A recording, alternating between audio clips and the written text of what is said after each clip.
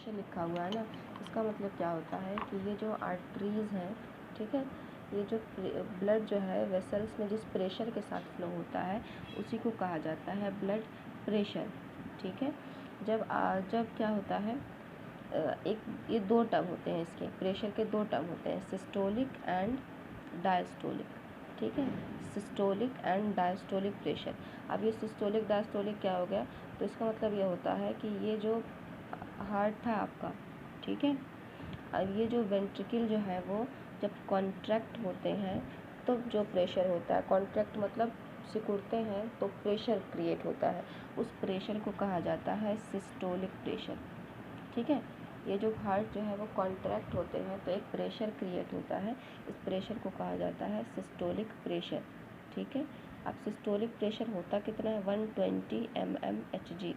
जब क्या हुआ कि ये हार्ट कॉन्ट्रैक्ट होने के बाद रिलैक्स होंगे, कॉन्ट्रैक्ट रिलैक्स, ऐसे ही तो हार्ट पंप करेगा, तो जब कॉन्ट्रैक्ट करेगा तो उसको कहा जाता है सिस्टोलिक प्रेशर, और जब रिलैक्स करेगा तो इसको कहा जाएगा diastolic pressure, DIASTOLIC, diastolic pressure. वो कितना होता है, 80 mmHg।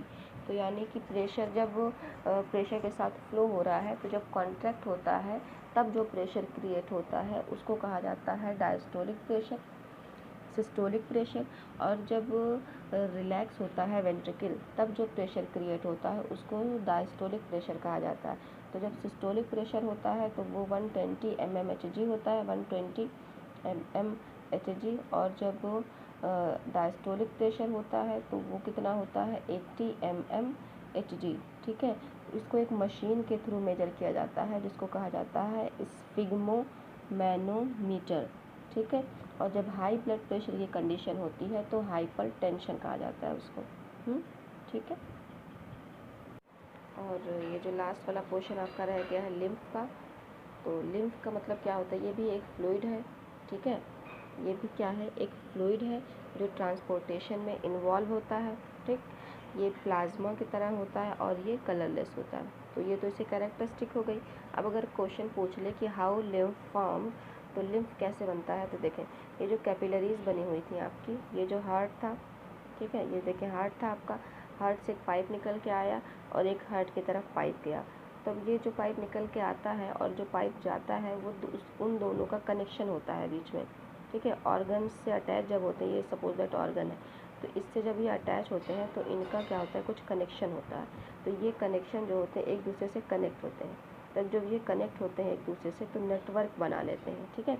नेटवर्क की पाइप यहाँ से जाए, यहाँ से चला जाए वापस, तो ये जो नेटवर्क बना हुआ इसी को कैपिलरीज कहा जाता है। यहाँ पे कुछ स्पेसेस बच जाते हैं जहाँ पे लिक्विड रहता है, वही तो लिम्फ होता है, ठीक है।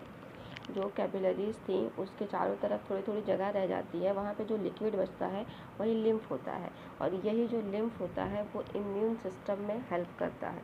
इसकी पूरी एक सिस्टम होता है जिसको लिम्फेटिक सिस्टम कहा जाता है, और ये कैपिलरीज पाइप्स, पतली पतली पाइप्स में फ्लो होता है, और इसको क्या कहा जाता है, लिम्फ कैपिलरीज कहा जाता है, ठीक। तो आपका लिम्फ भी क्लियर हो गया। तो ऑलमोस्ट आपका एनसीईआरटी के सारे पॉइंट क्लियर हो गए हैं। अब हम लोग कल जो है ट्रांसपोर्टेशन इन प्लांट्स पढ़ेंगे, ओके।